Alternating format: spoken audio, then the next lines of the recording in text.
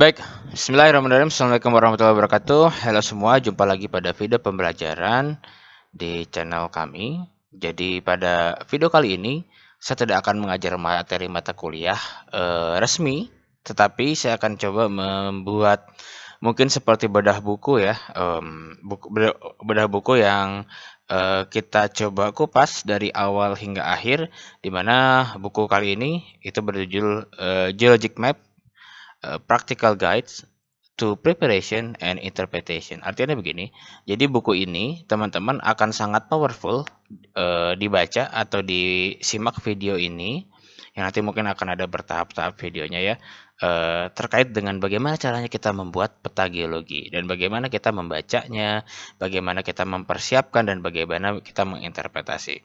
Banyak sekali buku yang yang membahas terkait dengan pemetaan geologi. Oleh karena itu saya akan coba kupas dari buku Spencer ya. Edgar Spencer begitu ya. Yang nantinya teman-teman bisa lihat begitu dan bisa cari sendiri bukunya dan beli di Amazon atau di toko buku terdekat seperti itu. Jadi pada video ini merupakan video awal, video chapter pertama mungkin ya. Dan nanti akan ada video chapter-chapter selanjutnya, dan saya juga tidak hanya akan mengupas terkait dengan materi yang ada, tetapi juga saya akan mencoba untuk menyelesaikan contoh-contoh soal yang diadakan di buku ini. Harapannya teman-teman dengan menyimak video tematik ini secara berkala dan secara konsisten dari chapter pertama sampai chapter akhir mungkin, nanti teman-teman bisa mendapatkan pembelajaran yang maksimal terkait dengan bagaimana caranya kita memetakan, at least pada buku Edgar W. Spencer. Mungkin ada beberapa referensi yang akan saya ambil selain dari buku ini, tetapi mungkin itu sifatnya hanya sebagai support system begitu. Jadi ketika ada argumen yang berbeda, mungkin kita akan bisa bahas di bagian yang lain. Baik, ini adalah bukunya teman-teman, silakan dilihat. Ini buku yang saya sampaikan adalah yang edisi terakhir ya, setahu saya yang edisi ketiga. Di mana buku ini sudah tersedia di Amazon, teman-teman semua silakan dibuka. Ini dalam bentuk e-textbook ataupun pada bentuk paper dengan harga yang tertera seperti itu. Jadi saya menyarankan atau saya mengarahkan teman-teman agar menggunakan buku yang resmi begitu ya. Jadi kalau teman-teman sudah ada ya silakan disimak baik-baik begitu. Oke, saya bukan membahas per halamannya, tetapi saya akan coba membuat intisarinya dan juga saya akan membahasakan dengan bahasa yang mungkin saya pikir lebih mudah untuk dicerna, setidaknya bagi rekan-rekan mahasiswa di Indonesia seperti itu. Oke, kita akan coba kupas waktu kita mulai dari peta dan citra yang digunakan untuk mempelajari bumi. Nah, teman-teman tahu di sini ini adalah peta yang saya dapat dari Bako Surtanal begitu ya. Ini kita sebut sebagai peta rupa bumi, peta rupa bumi digital Indonesia. Ini di lembar Mega Asari. Kalau teman-teman suka naik gunung, ini merupakan lembar yang digunakan untuk kita naik Gunung Raung di bagian utara. Nah, inilah yang kita sebut sebagai peta topografi atau peta RBI. Nah, ini teman-teman perlu ketahui karena ini adalah dasar dari kita untuk membuat peta geologi nantinya. Nah, ada apa saja? Yang pertama, teman-teman juga perlu kita bisa melihat legendanya ya. Dalam peta itu ada beberapa hal yang pasti perlu kita lihat seperti arah mata angin, lalu ada skalanya dan legendanya seperti apa. Berikut dengan fitur-fitur yang di dalamnya. Nah, setidaknya yang kita sebut peta topografi, di sini ada fitur-fitur seperti jalan, lintasan, rute, ada pemukiman juga ya. Di sini walaupun sedikit pemukiman cuma ada di ujung-ujung atas seperti itu. Di sebelah sini ya, ini gambar pemukiman. Lalu ada tambang nanti atau ada bandara ketika dia berada di kota besar begitu. Ataupun fitur-fitur yang kedua adalah fitur-fitur alam seperti sungai. Di sini ditunjukkan dengan garis biru putus-putus begitu ya, sungai intermittent. Lalu juga ada hutan yang gambar hijau, ini tutupan lahannya seperti apa. Ini kuning apa ladang biasanya, kalau kuning, kalau hijau mungkin perkebunan atau hutan seperti itu. Kalau misalkan di tempat yang di subtropis mungkin ada bagian glasialnya, ada air terjun ketika jadi geoset atau objek wisata, dan garis pantai dan sebagainya. Seperti itu. Lalu yang tidak kalah penting adalah peta topografi itu selalu memuat batas administrasi, di mana ada batas kabupaten, batas kecamatan, hingga batas desa. Dan yang tidak lupa juga ada longitude dan latitude. Ini adalah sistem koordinat teman-teman semua. Jadi kalau misalkan teman-teman pelajari lebih jauh, nanti kita akan coba bahas. Longitude latitude itu adalah bagaimana caranya kita menentukan posisi atau titik kita berada ataupun titik yang ingin kita tuju. Dengan teman-teman biasa mendengar ada lintang selatan, ada lintang utara, bujur timur, bujur barat. Nah, itu adalah bagian-bagian yang bisa kita jelaskan dari longitude dan latitude begitu ya. Nanti ada longitude latitude, ada proyeksi geografis, eh, ada proyeksi yang lainnya teman-teman ya. Jadi nanti kita bisa bahas di situ. Lalu yang kedua adalah ada skala yang tentunya menunjukkan jarak horizontal ya. Ini ada skala 1/25.000.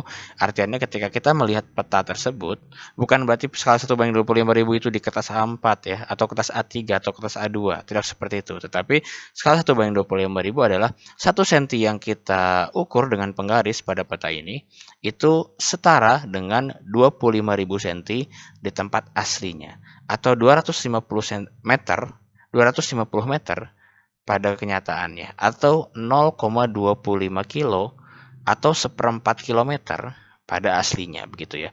Dimana berarti kalau 1/25.000 4 cm sama dengan 1 kilometer di aslinya. Jadi kalau teman-teman mengukur garis dari bawah sampai atas ini sekitar 20 cm, berarti di garis ini panjangnya sama dengan 4 km. Seperti itu ya.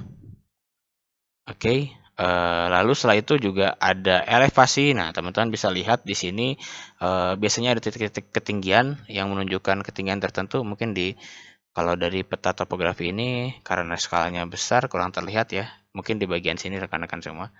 Yang hitam-hitam di sini ini adalah titik ketinggiannya. Lalu juga ada magnetic declination. Nah, di bagian sini di mana mungkin ini yang banyak dilewati oleh para geologis, di mana arah utara pada kompas itu sebenarnya tidak selalu sama dengan arah utara pada peta.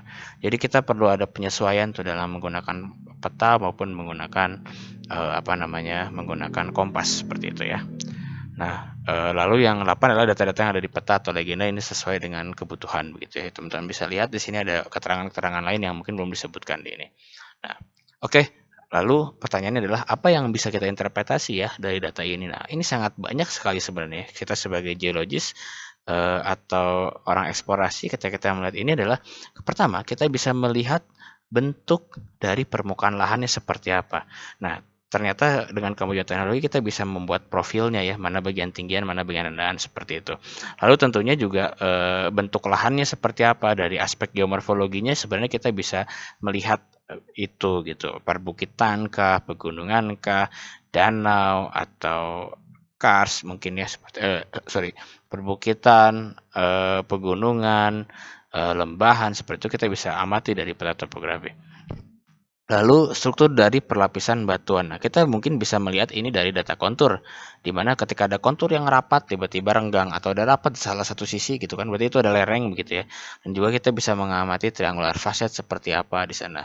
Mungkin sekarang teman-teman terbantu oleh data Demnas begitu ya, yang free access, yang sebenarnya kita bisa download dan kita bisa lihat juga dari situ. Lalu aliran sungai. Nah, pola-pola aliran sungai ya, teman-teman bisa lihat dari peta ini. Radial kah, paralel kah, rektangular, dendritik. Nah, silakan teman-teman pelajari pola aliran sungai lebih detail lagi, lebih lengkap. Sudah ada mau contoh polanya dan teman-teman tinggal mencocokkan saja kira-kira polanya seperti apa begitu. Nah, dari pola tadi kita bisa menginterpretasi ketika rektangular mungkin banyak fractures begitu ya, banyak rekahan. Trellis mungkin berada pada lipatan begitu ya. Paralel berarti dia berada pada posisi elevasi yang cukup signifikan perubahannya di lereng yang cukup curam begitu dan sebagainya gitu ya. Oke, itu yang bisa kita interpretasi.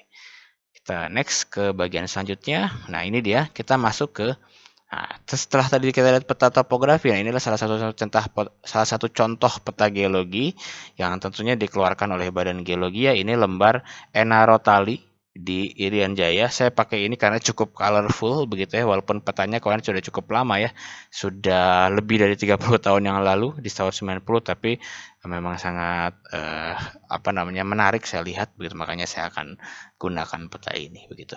Oke, teman-teman semua, apa yang bisa kita dapat di sini? Tentunya komponen pada peta itu pasti ada ya, teman-teman pasti akan melihat skala di sini, pasti akan melihat judul dari petanya ini, teman-teman juga pasti melihat juga arah utaranya begitu ya, dan juga longitude latitude-nya itu pasti ada, serta legenda-legendanya begitu. Nah, teman-teman semua, ketika kita berbicara peta geologi, tentunya kita pertama adalah kita bisa mengetahui informasi topografi apabila peta geologi ini digambar dengan basic topografi. Artinya gini, peta geologi itu seringkali juga melibatkan kontur, begitu, melibatkan batas administrasi, dan tentunya kita bisa mengetahui informasi topografi hanya dengan melihat peta geologi. Dan sebenarnya itulah yang biasanya kita buat ketika teman-teman melakukan tugas akhir ataupun kuliah lapangan begitu ya, di mana peta geologinya itu punya nilai tambah dengan informasi topografi.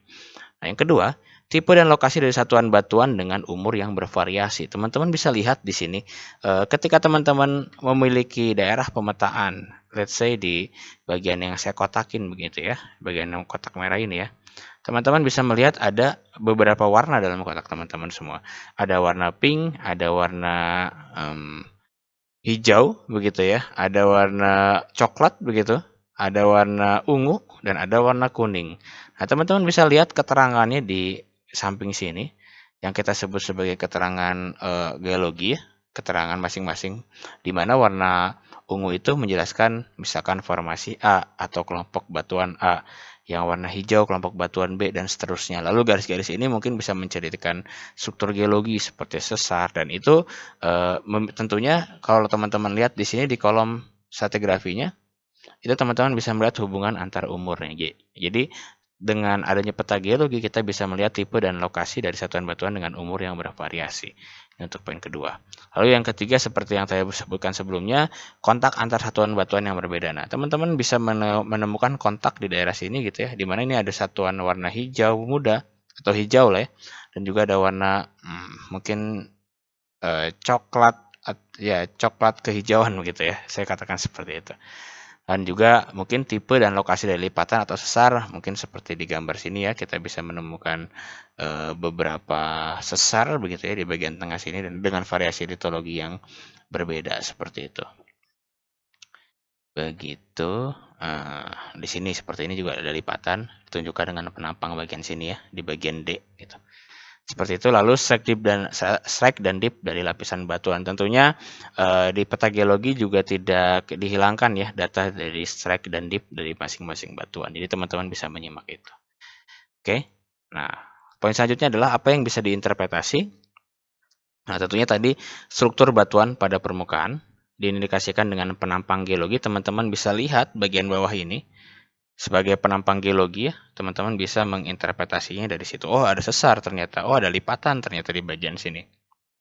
Oh, ternyata ada kontak yang tidak diketahui. Oh, ada intrusi ternyata. Teman-teman bisa membayangkan atau bisa melihat informasinya dari penampang geologi. Lalu tipe batuan ya, teman-teman bisa tahu tipe batuannya baik yang di atas permukaan maupun di kedalaman seperti gambar ini, karena sudah dibuat interpretasi secara regional, skala 1:250.000 kayaknya untuk peta ini, seperti itu. Lalu asal dan tipe material pada endapan biasanya ini ada di buku geologi ya, di buku keterangan lembar petanya, di mana ada menunjukkan surficial geologi. Jika peta menunjukkan surficial geologi, jadi ada aspek-aspek khusus yang melibatkan aspek eksogen seperti itu. Oke, itu sedikit dari peta topografi dan peta geologi. Saya akan coba tambah sedikit terkait dengan base map. Nah, ini adalah peta dasar yang biasanya kita gunakan untuk melakukan kegiatan. Jadi, base map itu merupakan peta yang menunjukkan fitur geografis. Yang kedua adalah data geologi biasa direkam dan ditampilkan pada base map yang umumnya adalah peta topografi. Jadi ini yang kita sebut dengan peta lintasan nantinya. Nanti kita akan coba bahas itu di video selanjutnya. Lalu base map atau peta dasar yang ideal digambarkan dengan seminimal mungkin fitur yang menyebabkan distorsi. Artinya ketika kita tidak butuh tutupan lahan seperti hutan, ladang, nggak perlulah kita taruh begitu. Nanti menyebabkan distorsi, mana nih keterangan batuannya, mana keterangan tutupan lahan, sedangkan peta geologi kan tidak butuh itu. Jadi silakan dimunculkan seideal mungkin. Atau sebenarnya kita nggak butuh tutupan lahan lah, kita bikin kontur aja, digambarkan kontur. Nah, Ini salah satu base map ya, walaupun bukan buat pemetaan. Ini base map yang coba saya buat begitu ya. Ini daerah Kartens begitu. Di sini ada danau, ada sorry, di sini ada keterangan-keterangan. Di sini teman-teman bisa lihat open pit dari Guestbook begitu ya. Lalu di sini ada lokasi es. Di sini saya gambarkan ada lokasi es. Di sini ada danau hijau. Dan yang biru itu adalah danau-danau yang airnya normal gitu. Nah, garis-garis yang warna biru putus-putus ini adalah jalur pendakian untuk menuju puncak-puncak yang ada di sana. Gambaran seperti itu begitu ya. Jadi kita keluarkan informasi yang hanya kita butuhkan saja. Tidak lupa di situ ada arah utara, ada judulnya dan ada juga skalanya seperti itu. Oke. Nah, beberapa fitur akan saya coba jelaskan kembali. Jadi ada garis kontur, ada sungai, ada jalan, ada keterangan objek dan skala dan arah mata angin seperti yang saya bahas ya. Lalu walaupun demikian juga sebenarnya base map ini tentu perlu disesuaikan sesuai dengan kebutuhan kita masing-masing. Nah, dan kalau misalkan kita bingung bikin base map seperti apa, kita nggak punya peta RBI, peta apa, teman-teman bisa menggunakan foto udara sebagai pengganti base map begitu ya, sebagai pengganti peta dasar. Dan juga selanjutnya kita juga dapat melakukan interpretasi sebelum tahap kegiatan lapangan dari data base map, ada konturnya seperti apa dan sebagainya begitu ya. Oke, kita lanjutkan. Nah, selain base map, teman-teman sebelum ke lapangan, tentunya kita juga perlu mempersiapkan foto udara gitu ya. Nah, dari foto udara ini teman-teman bisa lihat ya. Dan kalau teman-teman sudah ada di semester 3, semester 4, semester 5, semester 6, harusnya sudah bisa membayangkan tampilannya seperti apa sih kira-kira. Nah, kalau teman-teman bisa lihat gambar ini ya, ini jadi kayak ada lereng yang terbuka seperti itu ya, lalu dia ada seolah-olah berlapis gitu ya. Nah, ini seolah-olah menunjukkan perbedaan lapisan batuan yang signifikan. Ini adalah foto udara, teman-teman bisa lihat foto udara secara map view 90 derajat begitu secara bird eye, ataupun dia memiliki sudutnya ortho photographs begitu ya. Jadi kita bisa lihat dengan sudut tertentu.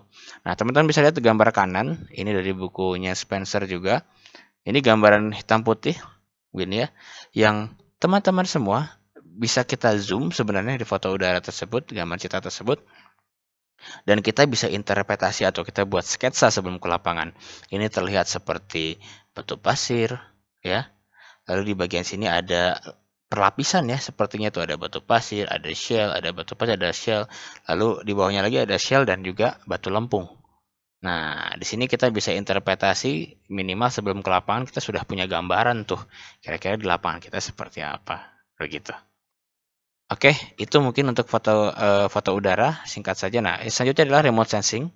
Gambaran remote sensing teman-teman bisa bisa bisa gambarkan bahwasanya ini citra atau ya saya sebut citra ya, image ini kan saya sebut citra dihasilkan oleh suatu perangkat remote sensing yang dapat digunakan untuk pemetaan dan pengamatan lingkungan dari satelit.